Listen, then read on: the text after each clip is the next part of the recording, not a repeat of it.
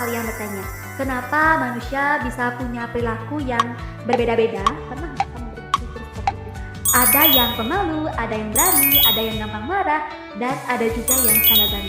Semua itu ternyata nggak lepas dari satu hal, otak kita dan cara berpikir kita.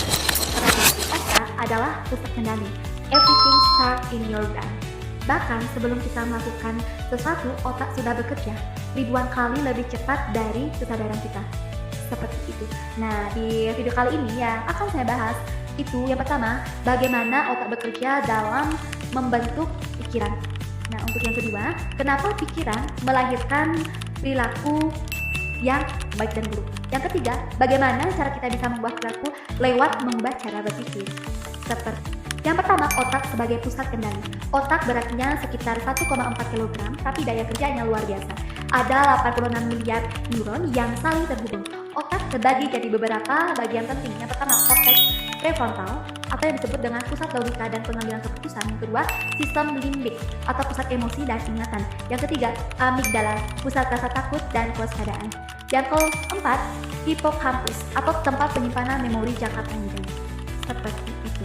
Nah, adapun contoh sederhananya, yaitu saat kamu mau ngomong di depan kelas, jantung berdebar, itu disebut dengan amigdala. Saat kamu akhirnya bilang, oke, aku bisa, itu disebut dengan prefrontal cortex, mengambil alih. Jadi, setiap perilaku kita adalah hasil negosiasi antara emosi dan logika. Seperti itu, ada dari pikiran menjadi perilaku. Yang pertama, pikiran melahirkan emosi.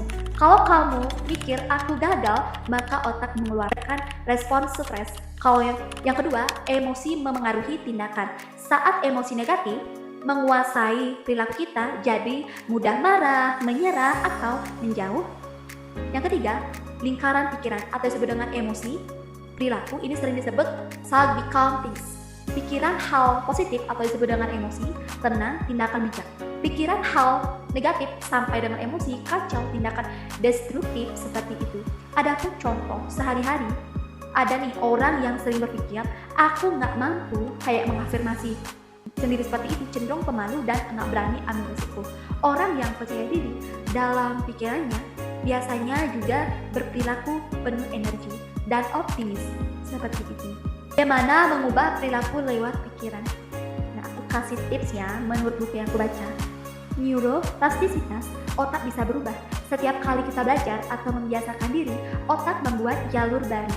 Seperti itu misalnya, kalau tiap pagi kamu bilang, I'm a nun, kayak gitu. Lama-lama otak percaya itu, dan perilakumu akan ikut juga berubah. Seperti itu. Tips sederhana, yang pertama, latih self-talk positif. Ubah kata aku nggak bisa jadi aku sedang belajar. Yang kedua, latih mindfulness. Sadar setiap kali pikiran negatif muncul, lalu alihkan dengan hal-hal yang baik. Yang ketiga, konsistensi kecil.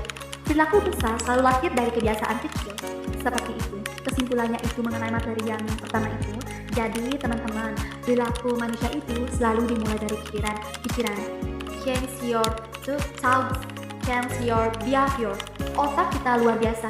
Dia bisa dilatih, dibentuk, bahkan diubah sesuai kebiasaan kita. Seperti itu. Kalau kamu mau jadi lebih berani, mulailah dari cara berpikir.